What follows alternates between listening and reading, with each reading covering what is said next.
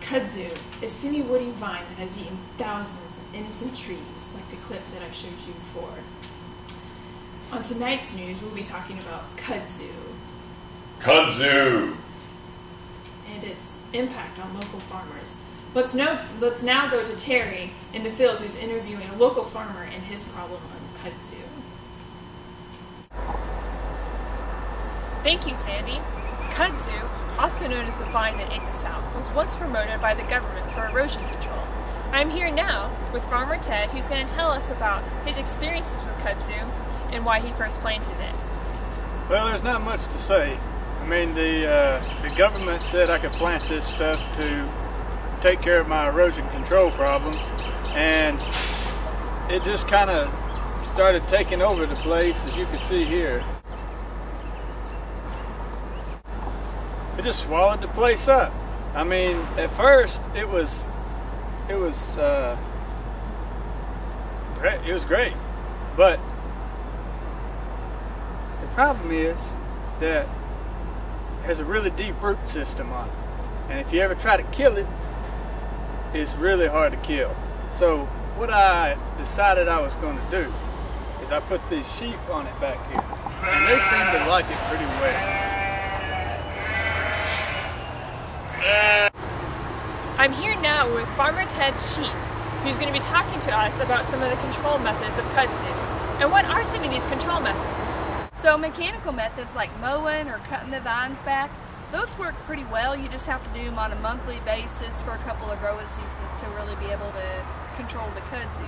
Now you can also use herbicides like glyphosate or controlled burning, but these methods are a little more inconsistent because, again, that kudzu has a real deep taproot. And are there any native insect predators of this? There are no natural insect predators that we know of at this time. But the U.S. Forest Service, they're looking for some potential biological control agents. However, I like the taste of kudzu an awful lot, so does my cousin the goat. We just eat it up. Well, it certainly seems like you do. Well, you heard it, folks. There's not that many control methods for kudzu, and a lot of them are very ineffective. Back to you, Sandy.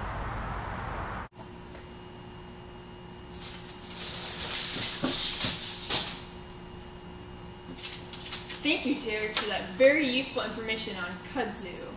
Kudzu! We'll now go to Leroy, who's with a local weed scientist to learn about kudzu's uses and origin. Thank you, Sandy. I'm here with Dr. Wiz to enlighten us some more on kudzu and where it came from. Thank you, Leroy, for inviting me today to give a little speech on kudzu and its origins. Kudzu is originally from Japan and was introduced in 1876 for the Philadelphia Centennial Exposition. And uses for it were mainly for soil erosion, which was utilized by Roosevelt Civilian Conservation Corps between the years of 1930s and the 1950s. However, even though it's a very beautiful, used as an ornamental plant, it turned out it was more of an invasive pest species than one that needed to be used in, landscaping. And so in 1953, it was ceased as an ornamental plant and called an invasive species.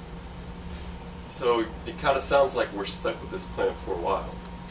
Unfortunately, Leroy, we are stuck with this plant, and it doesn't seem to be going anywhere anytime soon, for there's nothing to really keep it into check. So since this will be around for a while, what are some of its uses? Well, many creative people have come up with a couple of different uses for it. There are some studies, more scientific of course, one of them being for alcohol intake. And some of the trial studies have shown that participants that took little capsules of kudzu material drank 1.7 beers in a 90-minute period less than somebody that was not taking the kudzu supplement. Also, one of the more promising studies that have stemmed from kudzu would be the production of ethanol. And as these studies are sort of in trial period right now, it has the potential of replacing corn as our main source of ethanol. Very interesting. Kudzu as an alternative fuel.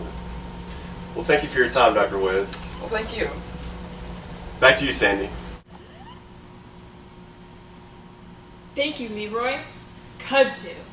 A menace or a miracle? 1 minute, the vine that ate the South. The next, a possible solution to corn ethanol. Well, that's all for tonight. K5 Station signing out.